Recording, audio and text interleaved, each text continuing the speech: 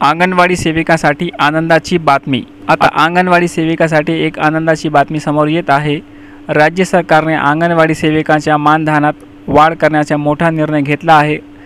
राज्य मंत्रिमंडळाच्या बैठकीत हा निर्णय घेण्यात आला आहे। राज्याच्या महिला आणि बालविकास मंत्री आदिती तटकरे यांनी याबाबत घोषणा केली आहे। मंत्रिमंडळाच्या बैठकीत अंगणवाडी सेविकांच्या मानधन वाढीचा प्रस्ताव आम्ही मांडला होता। मुख्यमंत्री एकनाथ शिंदे आणि सर्व मंत्र्यांनी या प्रस्तावाला पाठिंबा दिला आहे। साधारणपणे 50% वाढ करण्यात आली आहे। ज्या महिला मदतनीस आहेत त्यांना 3000 रुपये अधिक मानधन मिळणार आहे। सेविकांना आता 10,000 रुपयाच्या ऐवजी 15,000 रुपये मिळणार आहेत। मागील वेळी 3,000 रुपये वाढवण्यात आले होते आणि आता 5,000 रुपयांची आणखी वाढ करण्यात आली आहे।